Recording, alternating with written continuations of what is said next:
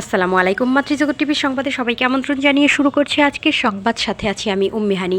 নিষিদ্ধ সংগঠন আওয়ামী লীগের নৈরাজ্য বিশৃঙ্খলার প্রতিবাদে মিরপুর স্বেচ্ছাসেবক দলের বিক্ষোভ মিছিল। ঢাকা জেলা প্রতিনিধি মোহাম্মদ শফিকুর রহমানের প্রতিবেদনে দেখুন বিস্তারিত।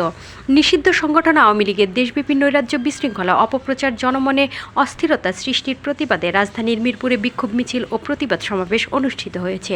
ঢাকা মহানগর উত্তর স্বেচ্ছাসেবক দলের সভাপতি শেখ ফরিদ হোসেনের নির্দেশনায় আয়োজিত এ কর্মসূচিতে নেতৃত্ব দেন মিরপুর থানার স্বেচ্ছাসেবক দলের সিনিয়র যুগ্ম আহ্বায়ক নুরুন্নবী ফরাজি মুক্তার। এ সময় উপস্থিত ছিলেন যুগ্ম আহ্বায়ক শাহিন আলম, সদস্য কামাল হোসেন, আতিকুর রহমান রিপন, মোহাম্মদ স্বপন, মোহাম্মদ ফালান সহ ৭, ১১, ১২ ও ১৩ নম্বর ওয়ার্ড স্বেচ্ছাসেবক দলের নেতাকর্মীরা। বিক্ষোভ মিছিলটি মিরপুরে বিভিন্ন গুরুত্বপূর্ণ সড়ক প্রদক্ষিণ করে এবং পরে এক সংক্ষিপ্ত প্রতিবাদ সমাবেশ অনুষ্ঠিত হয়।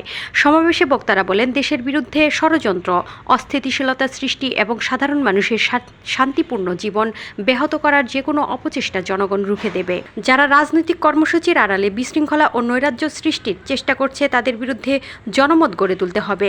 বক্তারা আরও বলেন, গণতন্ত্রের নামে সহিংসতা, সন্ত্রাস, নাশকতামূলক কর্মকাণ্ড কোনোভাবেই গ্রহণযোগ্য নয়। দেশের আইন শৃঙ্খলা উন্নয়ন ও সামাজিক স্থিতিশীলতা রক্ষায় সকল দেশপ্রেমিক নাগরিককে ঐক্যবদ্ধ থাকতে হবে।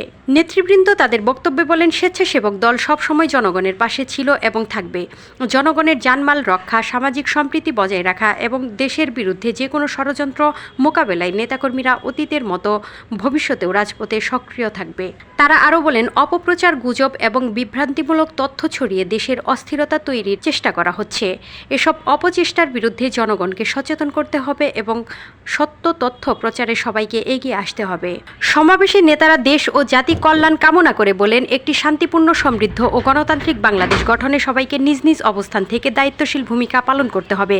জাতির স্বার্থে প্রশ্নে কোনো আপোষ নয়। কর্মসূচি শেষে অংশগ্রহণকারী নেতাকর্মীরা শান্তিপূর্ণভাবে মিছিল সমাপ্ত করে এবং দেশের শান্তি, উন্নয়ন ও সমৃদ্ধি কামনা করেন।